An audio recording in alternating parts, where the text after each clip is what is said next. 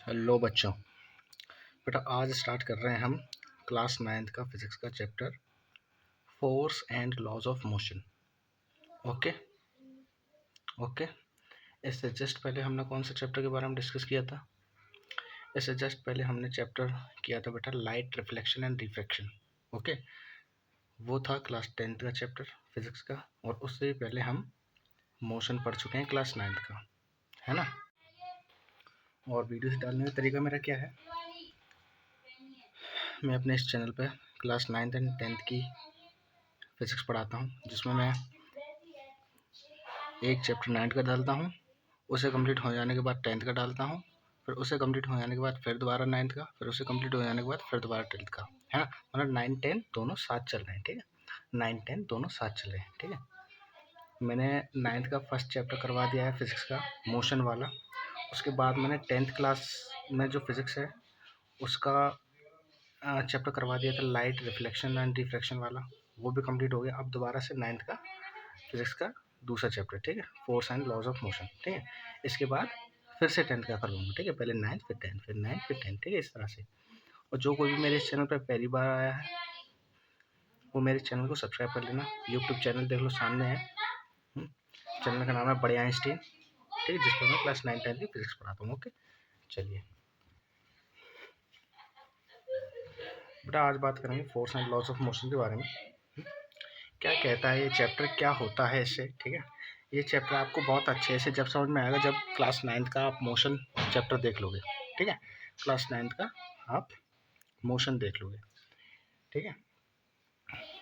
तो चलिए, जिन लोगों ने वो नहीं देखा है तो पहले उसे देख कर आए, तभी समझ में आएगा, ठीक है।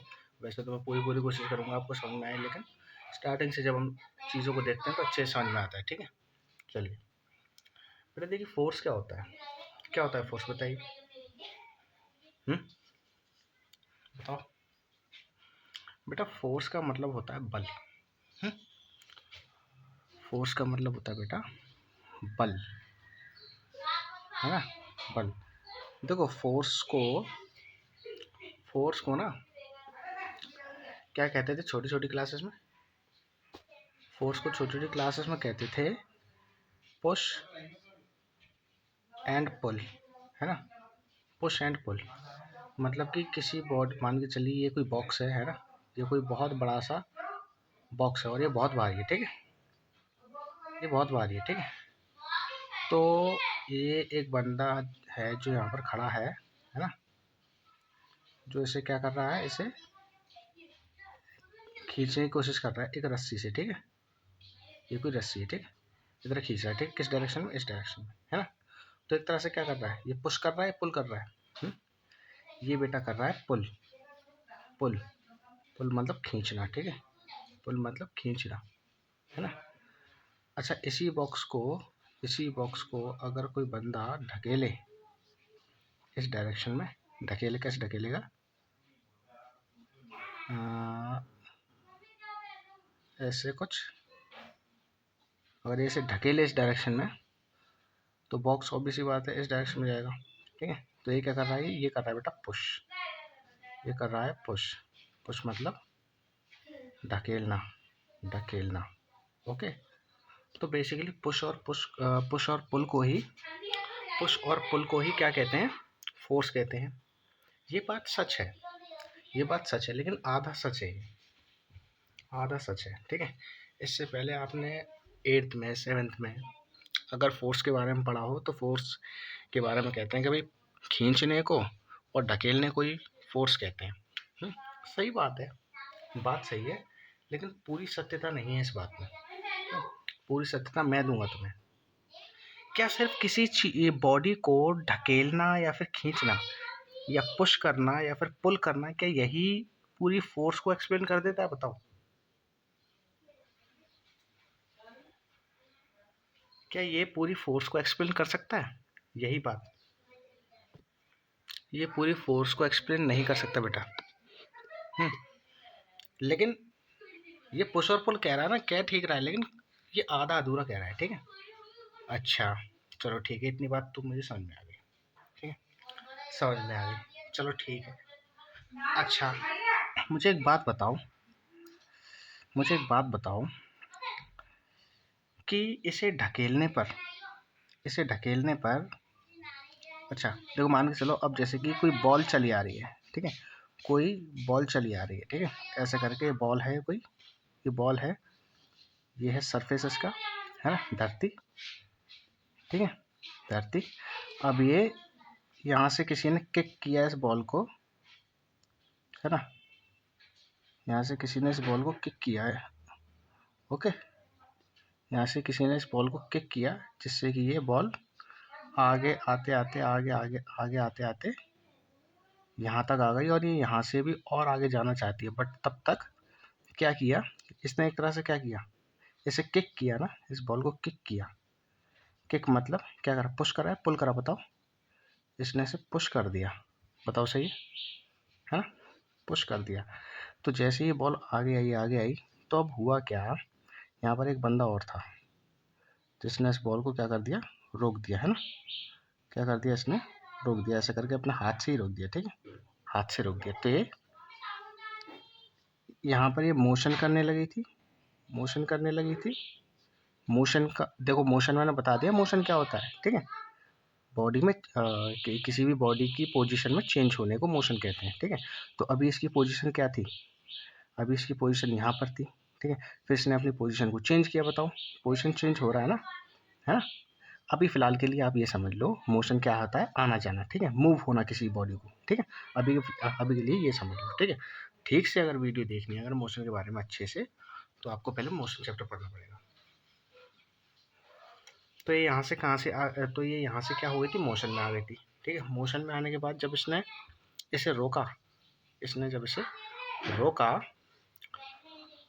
तो इसने क्या कर दिया, इसने इसे रेस्ट में ला दिया, बताओ, बात सही है। अच्छा, रेस्ट में लाने के लिए इसने किया क्या था, पुश किया था या पुल किया था, बताओ। इसने भी बेटा एक हिसाब से पुश किया, इसने भी पुश ही किया, लेकिन किस डायरेक्शन में, अपोजिट डायरेक्शन में। इसने इस डायरेक्शन में पुश किया, इसने इस डायरेक्शन में पुश किया, ठीक है। तो क्या तुम इससे एक चीज समझ पा रहे हो, कि बॉडी की दो स्टेट, देखो तुम इससे मेरे ख्याल से ये समझ पा रहे होगे कि बॉडी पहले मोशन में थी, बाद में रेस्ट में हो गई, बताओ। बॉडी पहले मोशन में थी, बाद में रेस्ट में हो गई, ठीक है। अरे इसने पुश किया ना, देखो इसने पुश किया मतलब कि फोर्स लगाई, फिर इसने भी पुश किया मतलब कि फोर्स लगाई, लेकिन फोर्स इस बार इस डायरेक्शन में थी और फोर्स इस बार इस डायरेक्शन में थी, ठीक है। तो पुश और पुल को ही तो फोर्स कहते हैं, अब तक जैसा आपने पढ़ा, बताओ, पुश और पुल को ही तो फोर्स कहते हैं। तो एक्चुअल में हो क्या गया, जैसे उसने फोर्स लगाई थी, किक किया था बॉल को, तो बॉल आ गई थी मोशन में, ठीक है। अब मोशन में जैसे ही आई, फिर दोबारा इस बंदे ने पुश किया, इसे फिर से फोर्स लगाई, हम अब मैं फोर्स बोलूँगा, ठीक है, फोर्स लगाई, पुश और पुल नहीं बोलूँगा, ठीक है। इसने यहाँ से फोर्स लगाई, बॉडी मोशन में आ गई, फिर बाद में जब यहाँ पर इसने अपोजिट डायरेक्शन में फोर्स लगाई, अपोजिट डायरेक्शन मतलब जिस डायरेक्शन में आ रही थी उस डायरेक्शन के अपोजिट, ठीक है, यानी कि मोशन हो रहा था इस डायरेक्शन में, मोशन, फोर्स लगी इस डायरेक्शन में, ठीक है। तो इस बॉडी ने क्या किया, ये बॉडी रेस्ट में आ गई, बताओ, मतलब पहले तो मोशन में थी, बाद में रेस्ट में आ गई। बॉडी मोशन में कैसे आई, फोर्स लगाने पर, बॉडी रेस्ट में कैसे आई, फोर्स लगाने पर, बताओ। अब देखो समझ पा रहे हो कि नहीं समझ पा रहे हो, केवल पुश और पुल करने को ही फोर्स नहीं कहते, फोर्स एक ऐसी चीज है जो किसी भी बॉडी की स्टेट को चेंज कर सकती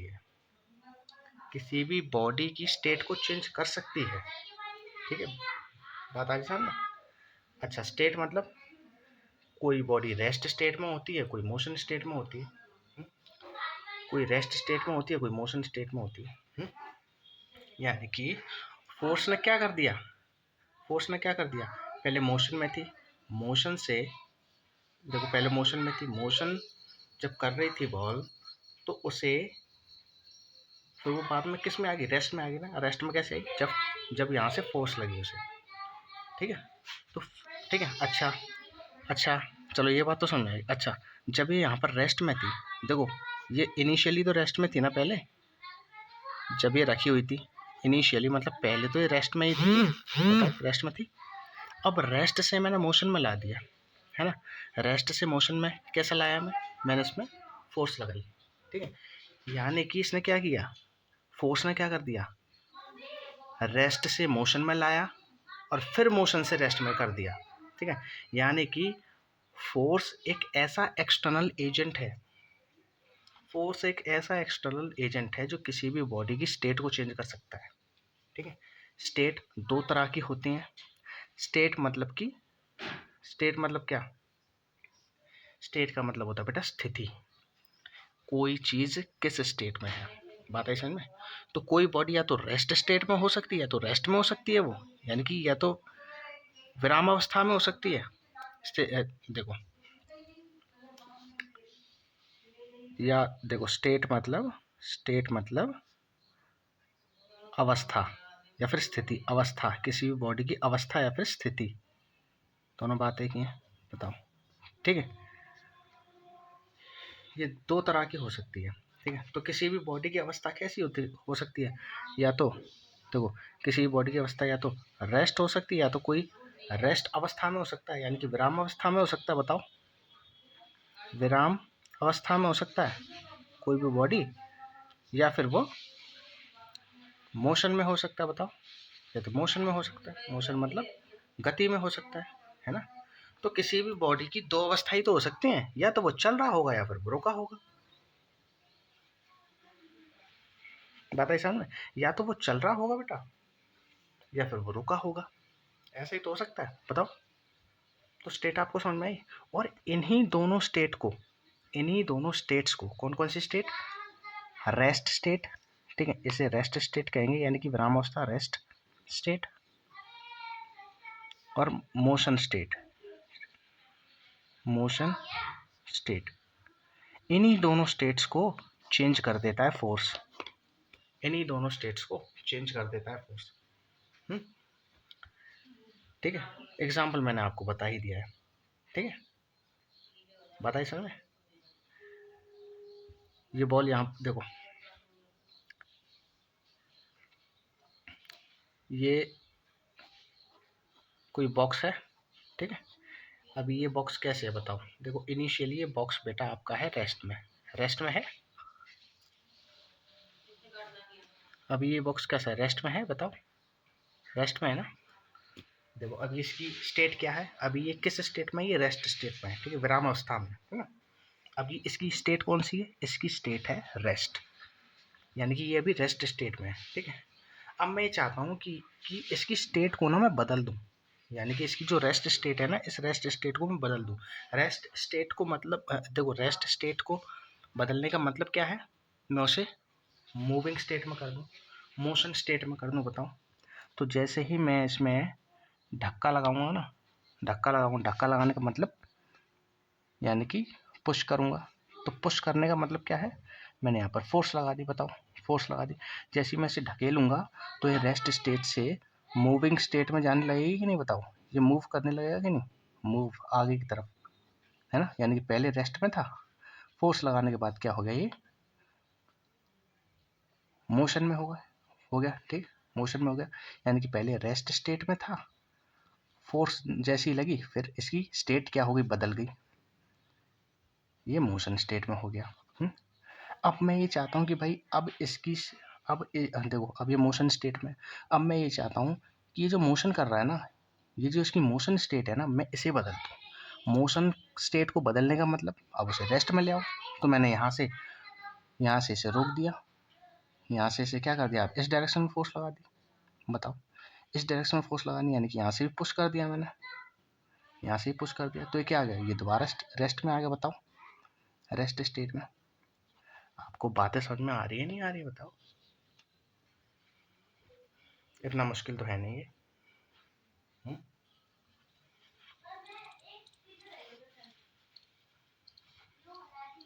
तो बेटा फोर्स क्या होती है, फोर्स क्या होती है, एक ऐसा एक्सटर्नल एजेंट जो किसी भी बॉडी की स्टेट को चेंज कर सकता है, चाहे वो रेस्ट स्टेट हो सकती है या फिर वो मोशन स्टेट होती है। रेस्ट से मोशन में ला सकता है और मोशन से रेस्ट में ला सकता है। बात आई कि नहीं आई समझ में? ठीक है, चलो। तो अब ये डेफिनेशन काम कर जाएगी, ठीक है। तो फोर्स की अगर हम डेफिनेशन देखें, तो देखो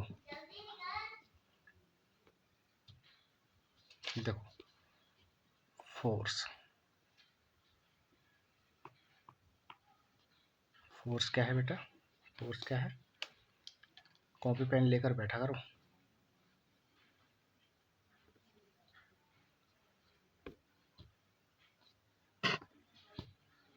तो फोर्स क्या है?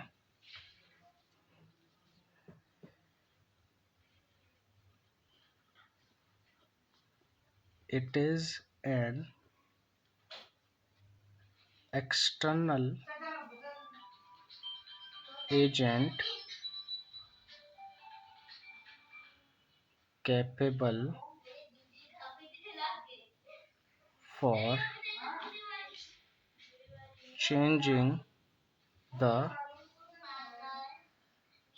state of rest and motion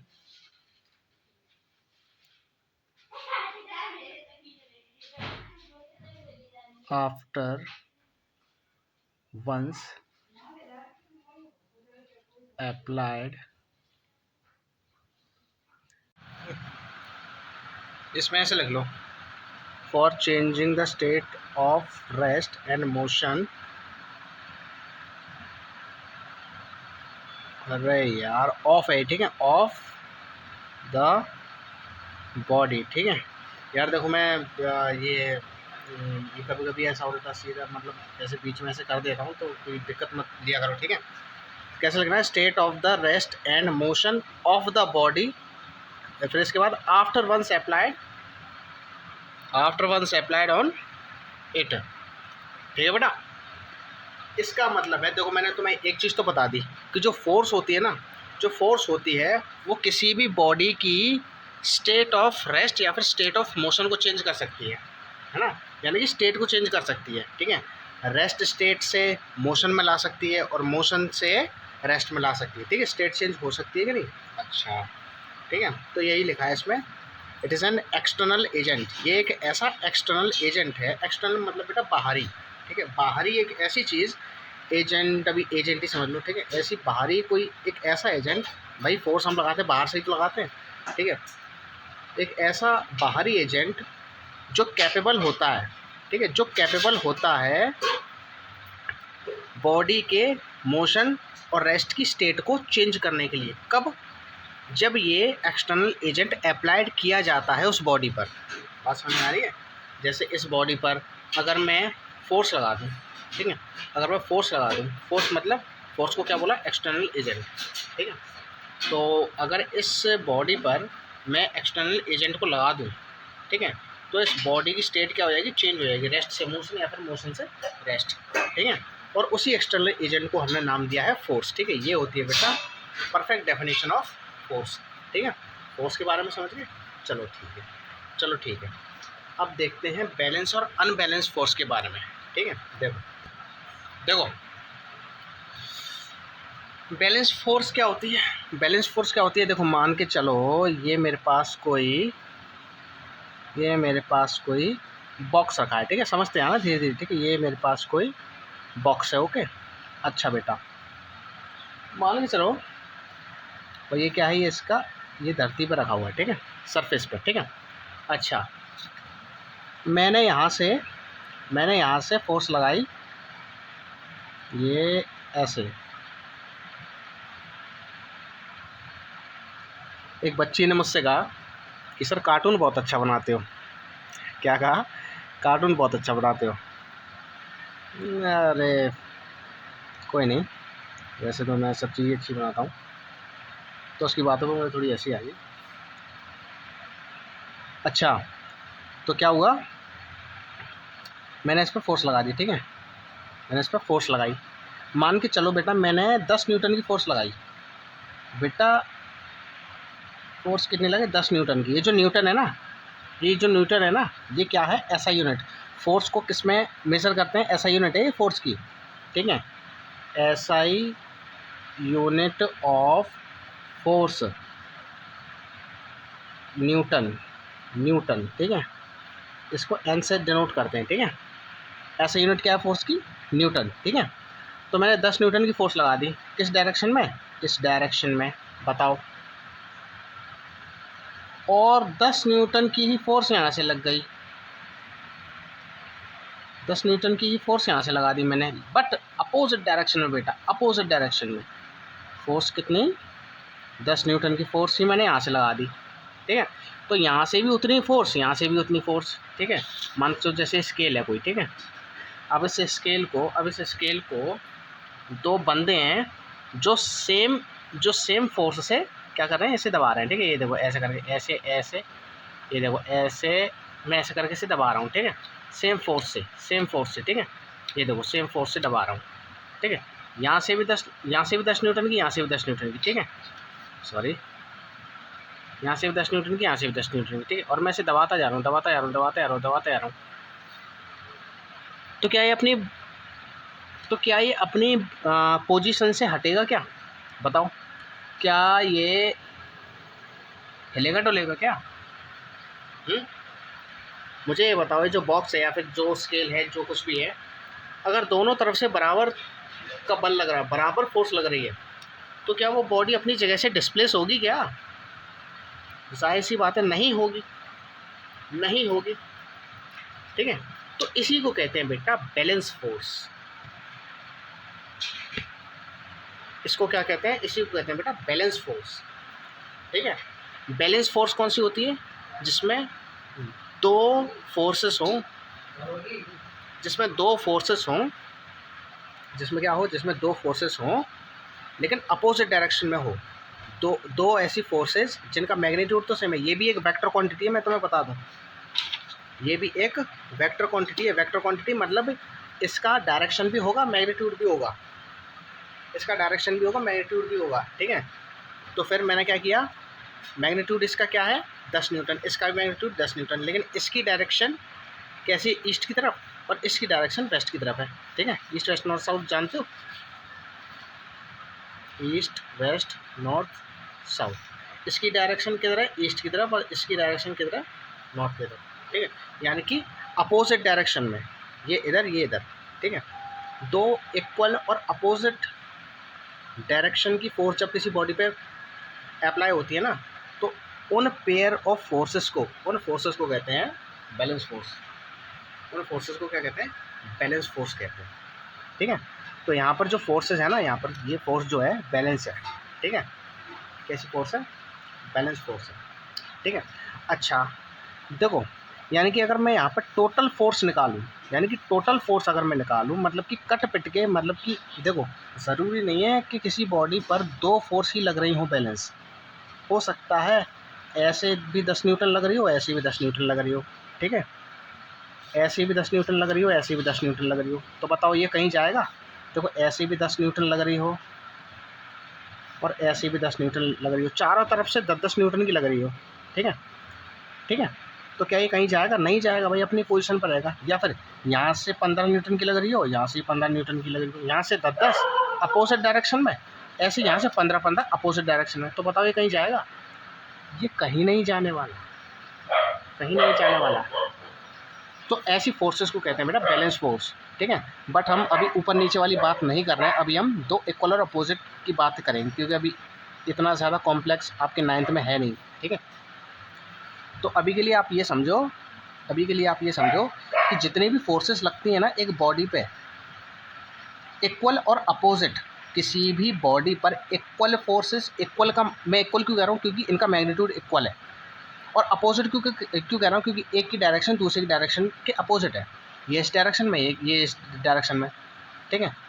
तो इक्वल एंड अपोजिट मतलब कि इक्वल किस में, मैग्नीट्यूड में, equal magnitude and opposite direction, ठीक है, opposite direction of pair of forces is called balanced force. ठीक है, यानी कि equal magnitude but opposite direction के फोर्सेस के पेयर्स को क्या कहते हैं? बैलेंस फोर्स कहते हैं। ठीक है, तो अगर कोई मुझसे पूछे कि भैया मुझे ये बताओ इस पूरे पर फोर्स कितनी होगी, मतलब कि सारी फोर्स मिला जुला के कट पिटा कर कितनी फोर्स होगी, इस पे कितनी फोर्स लग रही होगी कट पिट के, है ना, पूरी पूरी टोटल फोर्स कितनी होगी? तो टोटल फोर्स बेटा पता कैसे निकालते हैं? बड़ी वाली फोर्स में से छोटी वाली फोर्स माइनस कर दिया करो। लेकिन अब यहाँ तो एक ही है। देखो जो टोटल फोर्स होती है ना, देखो टोटल फोर्स कितनी होगी इस बॉडी पर? टोटल फोर्स की बात कर रहा हूँ मैं, टोटल फोर्स यानी कि सारी जितनी भी फोर्सेस हैं वो सारी की सारी मिला के इस पर कितनी लग रही होगी, है ना। तो टोटल फोर्स कितनी हो जाएगी बेटा? टोटल फोर्स वो हो जाएगी, टोटल फोर्स हम कैसे निकालते हैं? देखो मेरी बात सुनो, जब भी दो फोर्सेस अपोजिट डायरेक्शन में हों, मैंने क्या बोला? जब भी दो फोर्सेस अपोजिट डायरेक्शन में हो, या तो ऐसे देखो, या तो ऐसे ऐसे हो, या तो ऐसे हो, या फिर ऐसे हो, या फिर ऐसे हो, या फिर ऐसे हो, बात आ रही समझ में? या तो ऐसे लग रही हो, ऐसे लग रही हो, ऐसे लग रही हो, कैसी भी लग रही हो, लेकिन उनका मैग्नीट्यूड इक्वल हो। देखो ऐसे समझो, जब भी दो फोर्सेस अपोजिट डायरेक्शन में हो ना, चाहे उनका मैग्नीट्यूड कुछ भी हो, तो उन फोर्सेस को कैसे निकालते हैं बेटा? उन फोर्सेस को निकालते हैं बड़ी वाली में से छोटी वाली माइनस करके। ठीक है, बड़ी वाली में से छोटी वाली माइनस करके। बट जब सेम फोर्सेस होती हैं तो अब क्या बड़ी क्या छोटी, लेकिन एक में से तो माइनस करना ही है, तो 10 - 10 मैं कर दूंगा, तो मेरी क्या आ जाएगी? 0। यानी कि इस पर टोटल फोर्स जो लग रही है ना बेटा, वो कितनी लग रही है? टोटल फोर्स लग रही है बेटा 0 न्यूटन की। ऑन मत समझना इसको, 0 न्यूटन की। ठीक है, और सही भी बात है। अरे अगर इस पर वास्तव में ही फोर्स लग रही होती, अगर फोर्स लग रही होती, तो फोर्स क्या करता है? फोर्स तो या तो रेस्ट में कर देता है या फिर मोशन में कर देता है। रेस्ट में होता है तो मोशन में कर देता है, मोशन में होता है तो रेस्ट में कर देता है। बताओ, ऐसा ही तो होता है।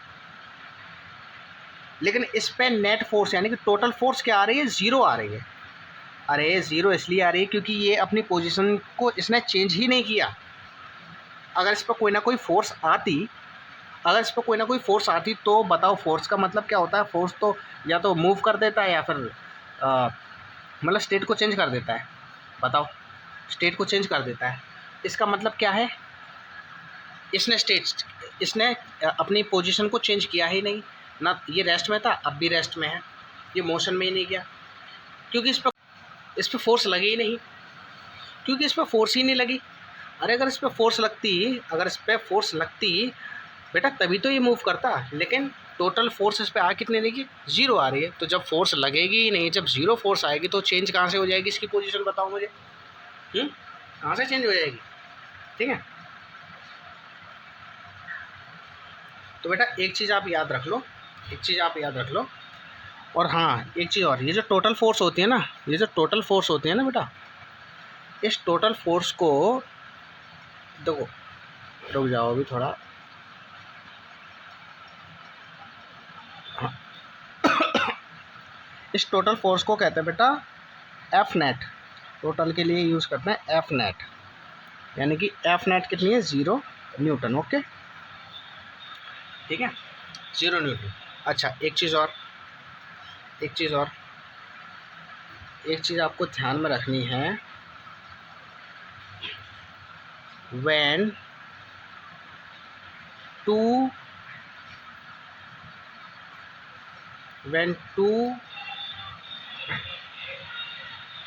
forces are in the opposite direction,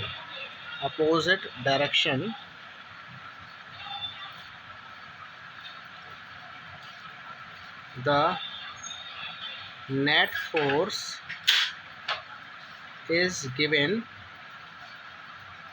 by the subtraction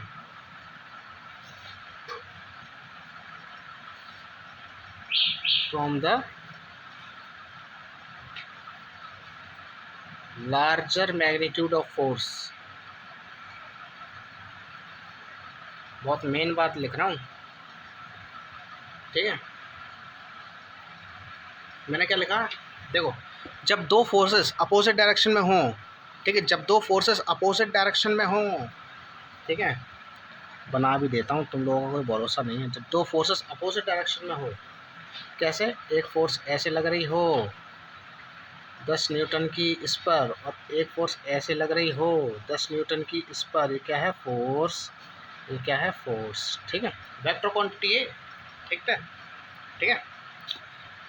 तो जब किसी बॉडी पर दो फोर्सेस लग रही हों या फिर दो से ज़्यादा लग रही हों, लेकिन अभी के लिए हम 9th क्लास में अभी, तो अभी हम सिर्फ दो की ही बात करते हैं, ठीक है। जब दो फोर्सेस लग रही हों अपोजिट डायरेक्शन में, ठीक है, अपोजिट डायरेक्शन में, जब दो फोर्सेस लग रही हों अपोजिट डायरेक्शन में किसी बॉडी पर, तो होता क्या है, जो नेट फोर्स निकलती है ना उस बॉडी पर, मतलब जो टोटल फोर्स जो निकलती है वो कहाँ से निकलती है, माइनस करके निकलती है, माइनस करके निकलती है। और माइनस करके किस में से निकलती है, बड़े वाले में से छोटी वाली फोर्स को माइनस करके निकलती है, ठीक है, ठीक है।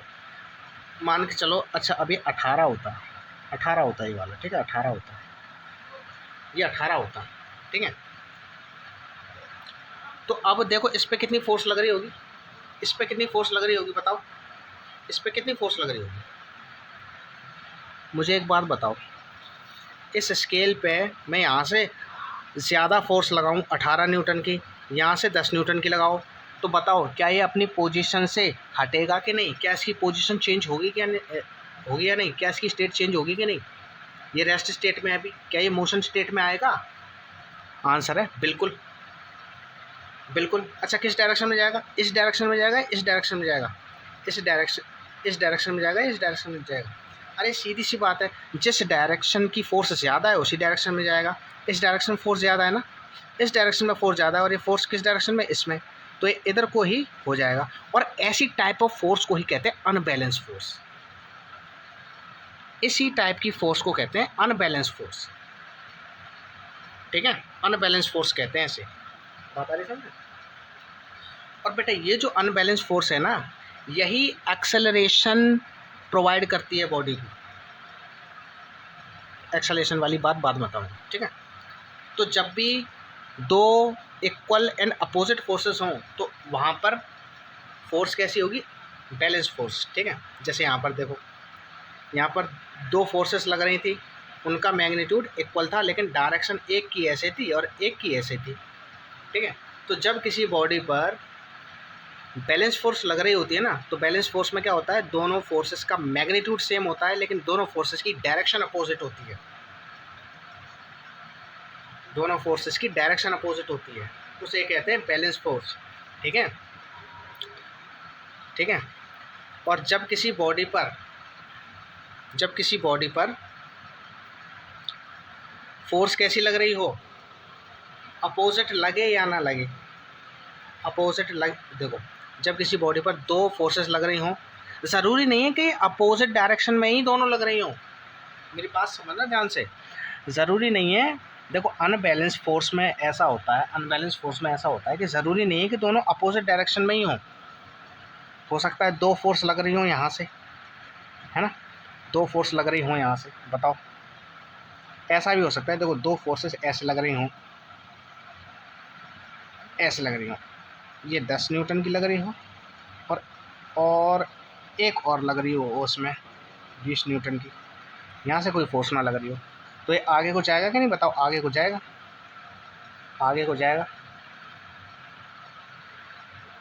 अच्छा इस बॉडी पर अगर मैं नेट फोर्स निकालना चाहूँ तो, इस बॉडी पर अगर मैं नेट फोर्स निकालना चाहूँ तो, इस वाली इस फर्स्ट केस में अगर मैं नेट फोर्स इस पर निकालना चाहूँ तो, मतलब कि कट पिट कर इस पर कितनी फोर्स लग रही होगी, तो उससे मैं कैसे निकालूंगा, देखो ऊपर वाली हेडिंग पढ़ो, जब भी दो वेक्टर्स अपोजिट डायरेक्शन में होते हैं, वेक्टर ही फॉर्म होती है ये फोर्स, या फिर जब दो फोर्सेस अपोजिट डायरेक्शन में होते हैं तो उस पर टोटल फोर्स या फिर नेट फोर्स कैसे निकलती है, बड़े वाले में से छोटे वाले को माइनस कर दो, एफ नेट में कैसे निकालूंगा, बड़ा वाला क्या है 18, छोटा वाला क्या है 10, कितनी आएगी फोर्स, 18 में से 10 8 न्यूटन।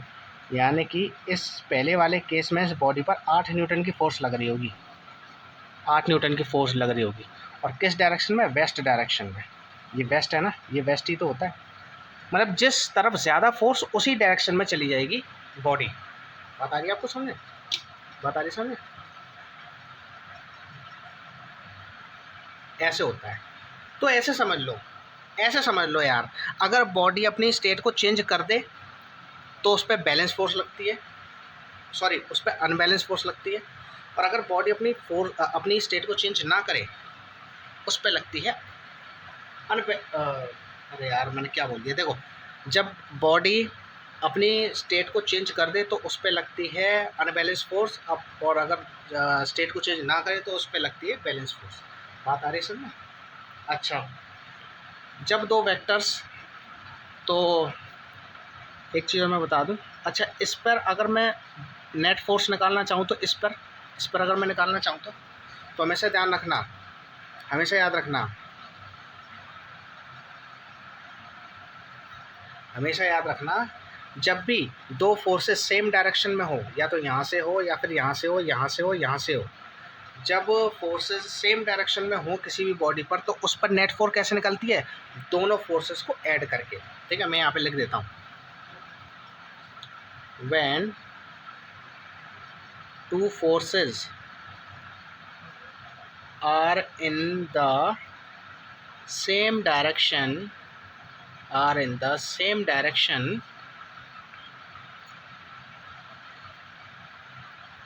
the net force या फिर total force, the net force is given by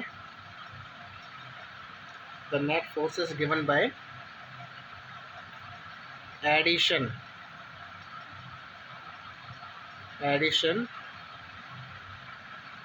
of both forces, दोनों force, both magnitude of forces, both magnitudes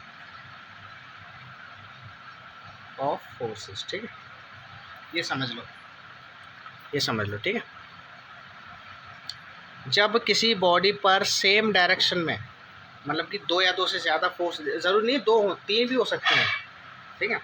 जब किसी बॉडी पर दो फोर्सेस लग रही हो एक ही डायरेक्शन में, देखो एक ही डायरेक्शन में तो लग रही है, एक फोर्स ये लग रही है, एक ही लग रही है, दो या दो से ज़्यादा फोर्स जब एक ही डायरेक्शन में लग रही हूँ तो उसकी नेट फोर्स कैसे निकलती है? दोनों फोर्सेस को ऐड करके। तो यहाँ पर नेट फोर्स कितनी हो जाएगी?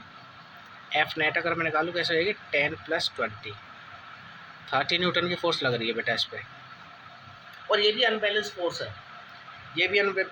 है, अनबैलेंस फोर्स क्यों है? क्योंकि इसमें कोई अपोजिट फोर्स नहीं है। अगर अपोजिट फोर्स है भी, अगर इधर फोर्स है भी तो वो कितनी है? वो 0 न्यूटन की होगी। तो देखो अनबैलेंस होगी कि नहीं? देखो यहाँ से पूरी 30, यहाँ से 0, बताओ। देखो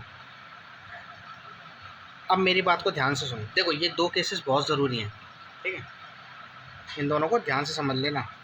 जब दो फोर्सेस अपोजिट डायरेक्शन में होती है ना, चाहे उनका मैग्नीट्यूड कुछ भी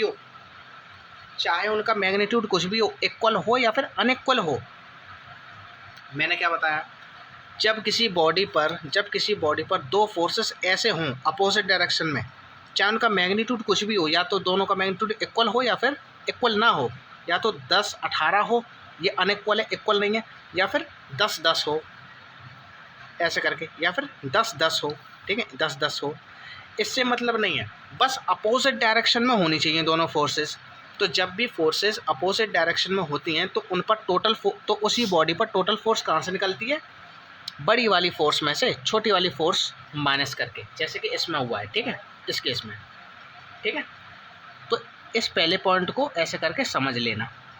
दूसरा, जब दो या दो से ज़्यादा फोर्सेस किसी बॉडी पर एक ही डायरेक्शन में लग रही हो, देखो ये फोर्सेस भी इसी डायरेक्शन में, ये फोर्सेस भी इसी डायरेक्शन में, चाहे उनका मैग्नीट्यूड सेम हो या फिर इक्वल हो या फिर अनइक्वल हो, कुछ भी हो, मैग्नीट्यूड से मतलब नहीं, हम डायरेक्शन की बात कर रहे हैं, ठीक है। तब उस पर नेट फोर्स जो टोटल फोर्स है वो कैसे निकलती है?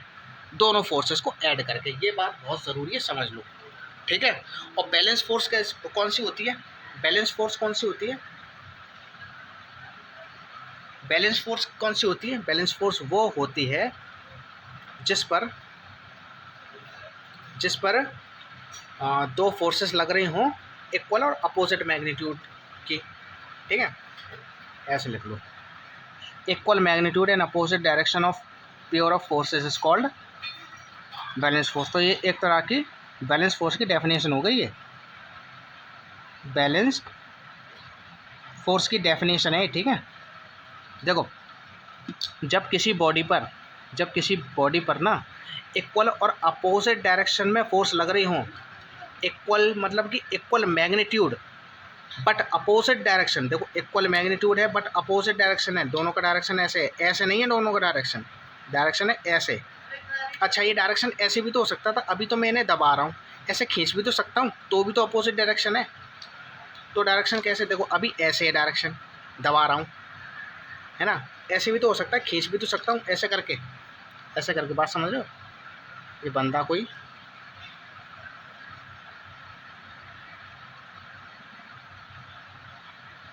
ऐसे और ये इधर को खींच रहा है,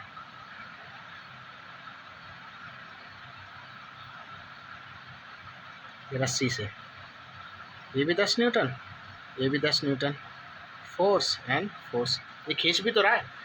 अच्छा, ये किस डायरेक्शन में खींच रहा है? इस डायरेक्शन में। ये किस डायरेक्शन में खींच रहा है? इस डायरेक्शन में, लेकिन है तो अपोजिट डायरेक्शन है। देख लो, ऐसे है, देखो, ये भी अपोजिट डायरेक्शन है और ये भी अपोजिट डायरेक्शन है, ठीक है। तो जब किसी बॉडी पर इक्वल मैग्नीट्यूड की लेकिन अपोजिट डायरेक्शन में फोर्स लग रही हो, तो उस टाइप की फोर्सेस के पेयर को, ये पेयर है, देखो ये पेयर बन रहा है ना, उस टाइप की पेयर की फोर्सेस को, यानी कि पेयर ऑफ फोर्सेस को क्या कहते हैं? बैलेंस फोर्स कहते हैं बेटा, बैलेंस फोर्स कहते हैं, ठीक है। और एक चीज़ और समझ लो, इस बैलेंस फोर्स में और इस बैलेंस फोर्स में जो नेट फोर्स होती है ना, वो हमेशा इक्वल टू ज़ीरो आती है, हमेशा इक्वल टू ज़ीरो आती है। ये चीज़ ध्यान रख लेना, ये चीज़ बैलेंस फोर्स में हमेशा ये चीज़ होती है, बहुत ज़रूरी है ये। जब भी किसी बॉडी पर बैलेंस फोर्स लग रही हो, तो उस बॉडी पर नेट फोर्स हमेशा ज़ीरो आएगी, याद रख लो, ज़ीरो आएगी, नहीं तो निकाल के देख लो, यहाँ से भी 10, यहाँ से भी 10, अपोजिट। अच्छा, नेट फोर्स कैसे निकालते हैं? नेट फोर्स का मैंने तुम्हें फॉर्मूला नीचे बता दिया था, वो जो 2 पॉइंट लिखे थे, जब ये अपोजिट डायरेक्शन में फोर्स लग रही हो तो बड़े वाले में से छोटा माइनस कर दो, लेकिन यहाँ पर तो दोनों ही सेम है, तो किसी में से भी किसी भी कोई माइनस कर दो तो आंसर तो ज़ीरो ही आना है, ठीक है। और अनबैलेंस फोर्स कौन सी होती है? अनबैलेंस फोर्स कौन सी होती है? जिस पर जिनके मैग्नीट्यूड अलग अलग हो, ऐसे समझ लो, जिनके मैग्नीट्यूड अलग अलग हों, ठीक है, ऐसे, जिनके मैग्नीट्यूड अलग हों, ठीक है। चाहे फोर्सेस अपोजिट डायरेक्शन में हो या फिर एक ही डायरेक्शन में हो। मैंने क्या बताया? चाहे तो किसी बॉडी पर अगर अपोजिट डायरेक्शन में फोर्स लग रही है लेकिन उनका मैग्नीट्यूड अलग अलग है, तो उसे उस पेयर ऑफ फोर्सेस को अनबैलेंस फोर्स कहते हैं, ठीक है, अनबैलेंस फोर्स कहते हैं। या फिर अपोजिट डायरेक्शन ना हो, एक ही डायरेक्शन में मूव कर रही हो, मतलब कि एक ही डायरेक्शन से दो फोर्स निकल रही हो, अपोजिट ना हो, ठीक है, तो उसे कहते हैं अनबैलेंस फोर्स। बात आई समझ में?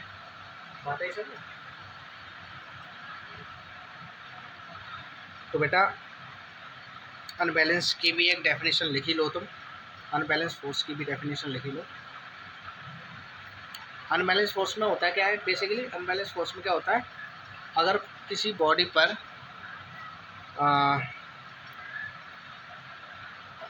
अनइक्वल मैग्नीट्यूड की फोर्स लग रही हो, चाहे वो किसी भी डायरेक्शन से लग रही हो, ऐसे समझ लो, इसमें डायरेक्शन ज़्यादा इन्वॉल्व नहीं होती है, बस मैग्नीट्यूड अलग अलग होना चाहिए।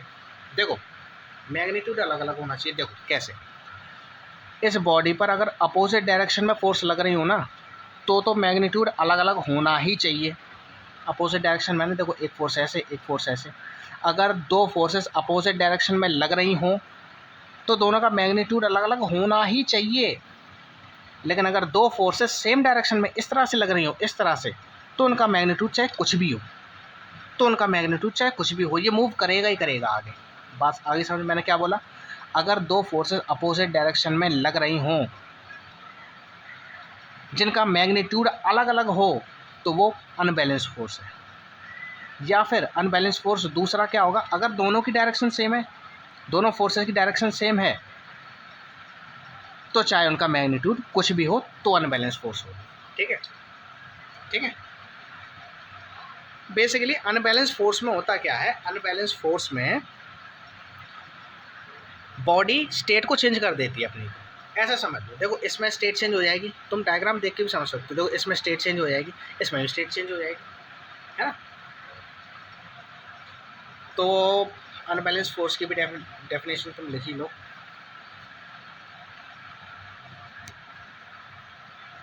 और हाँ, चलो पहले लिखवा देता हूँ।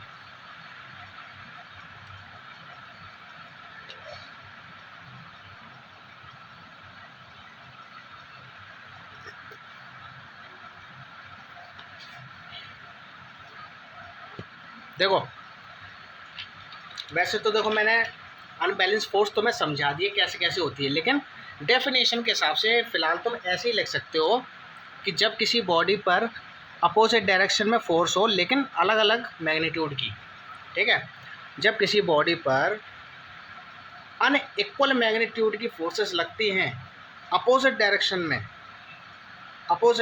में, तो उन पेयर ऑफ फोर्सेस को क्या कहते हैं, अनबैलेंस फोर्स कहते हैं। और वैसे तो डेफिनेशन के हिसाब से आप ये चीज़ लिख सकते हो, ठीक है, लेकिन अनबैलेंस फोर्स जो होती है ना, वो देखो अनबैलेंस फोर्स की ना कई सारी डेफिनेशन बन जाएंगी, ठीक है। तो अभी के लिए आप ये समझो, अनबैलेंस फोर्स की ये डेफिनेशन आप लिख सकते हो, ठीक है, unequal magnitude with opposite direction of pair of forces, यानी कि अनइक्वल मैग्नीट्यूड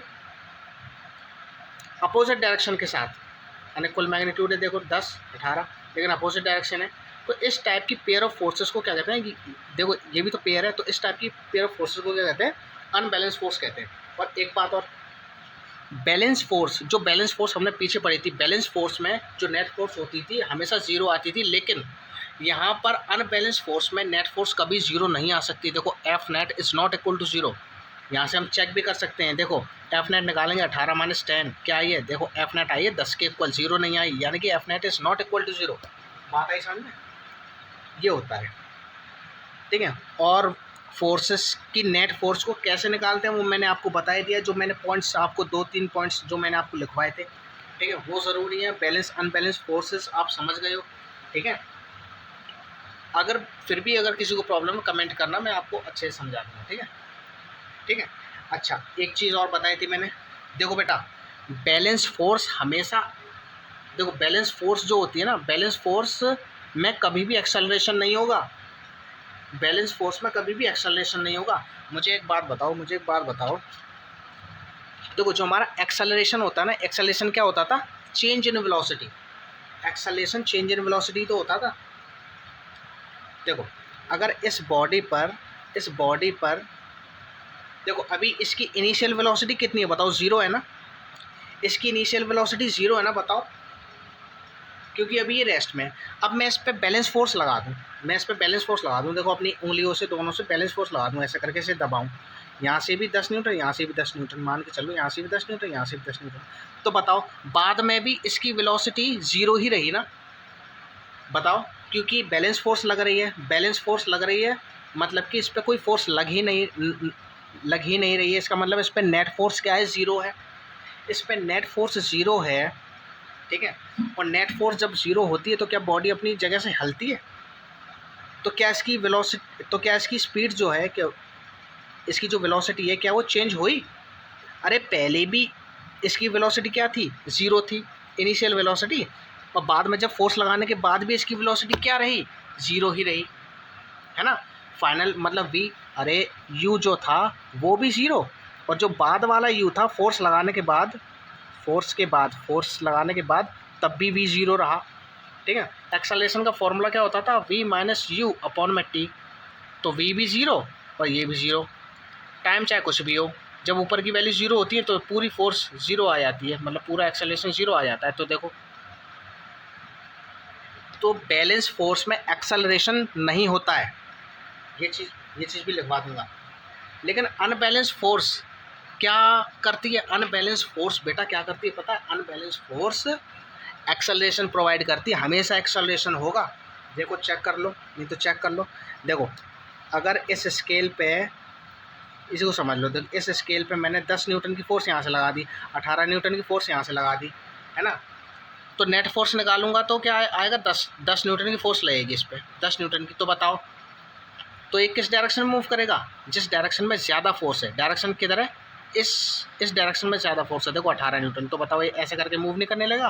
अब मूव करेगा तो किसी न किसी स्पीड से ही तो करेगा, किसी न किसी वेलोसिटी से तो करेगा। बताओ तो फोर्स लगाने से पहले इसकी इस स्केल का जो इनिशियल वेलोसिटी थी वो क्या थी? 0। और फोर्स लगाने के बाद इसने मूव करना स्टार्ट कर दिया था कि नहीं? अनबैलेंस फोर्स जब मैं लगाते हैं, अनबैलेंस फोर्स ही तो अनबैलेंस फोर्स लगाने के बाद इसने मूव करना स्टार्ट कर दिया कि नहीं? यानी कि इसकी फाइनल वेलोसिटी कुछ ना कुछ तो होगी, 0 तो नहीं होगी। मान के चलो 2 मीटर पर सेकंड की वेलोसिटी से चल रहा होगा, ठीक है, और टाइम लगा होगा इसे 2 सेकंड है। तो एक्सेलरेशन देखो अनबैलेंस फोर्स में आ नहीं जाएगा। देखो v माइनस यू अपॉन में टी फॉर्मूला होता है। तो एक्सेलरेशन क्या हो जाएगा? फाइनल वेलोसिटी 2 और इनिशियल वेलोसिटी 0, और ये 2 क्या आ जाएगा? 1 एक्सेलरेशन आ जाएगा, 1 मीटर पर सेकंड स्क्वायर का एक्सेलरेशन आ जाएगा, ठीक है। तो एक बात हमेशा याद रख लो, कि बैलेंस फोर्स कभी भी एक्सेलरेशन नहीं लगवा सकती, लेकिन अनबैलेंस फोर्स हमेशा एक्सेलरेशन लगवा सकती है, ठीक है। क्या लिख दिया मैंने?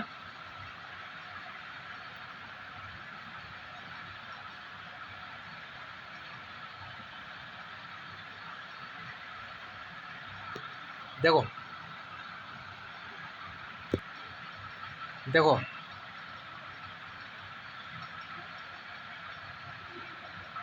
Balanced force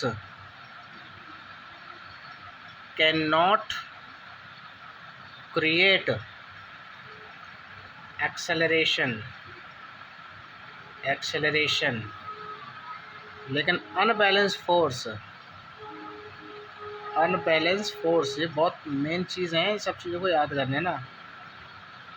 can create acceleration, balance force पे एक्सेलरेशन 0 होता है, अनबैलेंस फोर्स पे एक्सेलरेशन कुछ ना कुछ होता है। तो ऐसे समझ लो, अब 100 बात की एक बात लिख दूँ मैं। बैलेंस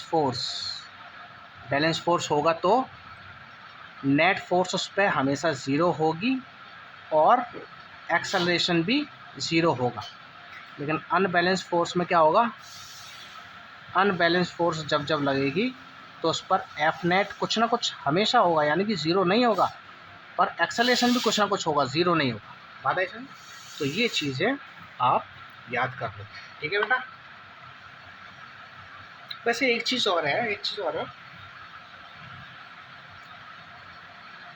कि अच्छा चलो बाकी बातें बाद में करेंगे, ठीक है, अगले नेक्स्ट लेक्चर में करेंगे, ठीक है। तो आज के लिए बस इतना ही, ठीक है बेटा।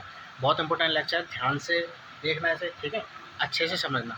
ओके बेटा, थैंक यू। चैनल को लाइक करो, शेयर करो, सब्सक्राइब करो, शेयर जरूर करना, ठीक है। ओके बेटा, थैंक यू। और जिसको एक्सेलरेशन वगैरह, वेलोसिटी, स्पीड, ये सारी चीज़ें नहीं समझ में आ रही, तो वो पहले पहला चैप्टर देख के आओ, 9th की फिजिक्स का पहला चैप्टर देख के आओ, मोशन। उसे देखोगे तब जाके अच्छे से समझ में आएगा, ठीक है। ओके।